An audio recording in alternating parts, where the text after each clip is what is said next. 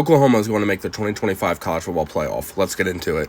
Oklahoma is coming off a very disappointing 6-7 season this past season, which included a 34-3 loss to hated rival Texas in the Red River Shootout. But this season, and in this transfer portal, they did enough to really overcome some of their woes from this past season. And I think the very first one is off the field and hiring Jim Nagy to essentially be their GM. We are in a new era of college football, and a GM matters. Jim Nagy was the Senior Bowl. He ran the Senior Bowl for the last couple of seasons, and he accepts a job to be the GM of Oklahoma, and he got to work fast. Bringing in running back Jaden Ott and quarterback John Mateer, Ott from Cal and Mateer from Washington State. Both are very dynamic playmakers with the ball in their hands. Mateer is a very underrated passer, but can scramble, and Jaden Ott's just one of the best running backs in the country. Not a lot of people might not know about Jaden Ott, as he has been at Cal and those late-night Pac-12 after darks, last year ACC after dark, which is still kind of weird to say. But Jaden Ott opted, instead of going to the draft, going back to Cal, and then decided to transfer, and he ends up in Norman, Oklahoma. Oklahoma last year had 7 games where they scored 20 or less, and that includes a 16-12 victory over a terrible Houston Cougars team. John Mateer steps in to replace Jackson Arnold when Jackson Arnold was supposed to be the savior of Oklahoma, and it just didn't go that way. But John Mateer is a playmaker by the definition. With John Mateer and Jaden Ott in the backfield, Oklahoma should be expecting to get back to their high-flying offensive ways. Well, yes, it would be a little bit different than what Oklahoma fans were used to under Lincoln Riley. This Oklahoma team should be fun. People have a lot of questions about Brent Venables as a head coach still. Me, personally, I don't, and I'm high on Brent Venables. Well, yes, in 2 of the 3 seasons, he's won 6 games. We've got to add some context. In the first year, that Oklahoma roster was hit hard by the transfer portal.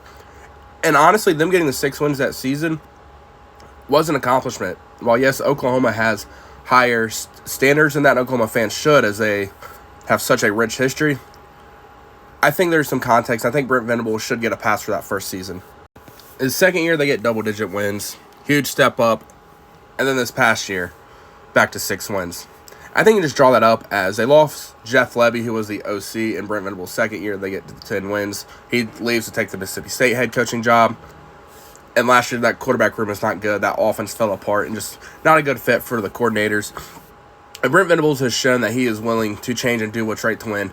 He's got that old school sense about him of he can make the right hires, put the guys in the correct places. I think this past year and this third year, we're going to look at some point in 5-6 years and look back at this third season and think, man, that was just a weird year, just a blip in the radar. Now, with all that said, Oklahoma has to get off to a fast start this season. A completely new offensive staff. You bring in John Mateer, you bring in Jaden Ott to help the running back and quarterback positions respectfully. Jim Nagy comes in as the GM, but they got to get off to a fast start. And this schedule, it kind of lines up for them in that way, in a way. First game, D2 Illinois State. Then you play Michigan. You go to Temple, which could get weird, going to a G5 team on the road. Auburn, a bye. You play Kent State, and then you really get to what's really going to make or break this Oklahoma season.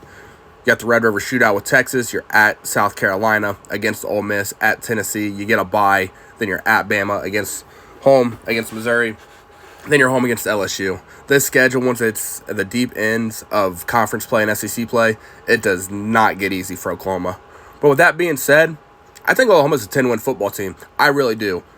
I watched a lot of John Mateer last year. I've watched a lot of Jaden Ott. Those guys are explosive. They got the playmakers. They got the new offensive staff. It's going to be fun. I think they beat Michigan. I really do. At home. It's going to be a 7:30 kickoff on ABC. I think Oklahoma takes care of business there.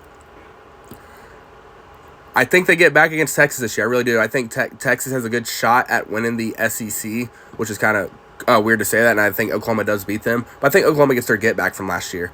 I think Arch Manning and John Mateer put on a quarterback battle that will be talked about amongst college football fans for years. That game could be really high scoring, really fun. South Carolina, good team. Good football team. I think they get past Ole Miss with ease. Tennessee, I think they get past Tennessee, but that one's in Knoxville, so that could get a little weird. And then you got at Bryant-Denny Stadium. I think that game's probably going to be 8 p.m. Here I have 2 high-powered offenses, 2 teams that are fighting for SEC championship and really solidify themselves as national championship contenders. And then Missouri and LSU to end it. Oklahoma is in that 8 to 10 win range. I think they finish on the high end of that 10 wins. Their 2 losses, I think, honestly could come against South Carolina and Alabama. But this Oklahoma team's going to be fun. If you're an Oklahoma fan, you should be excited coming in this year. Last season sucked, to put it quite frankly.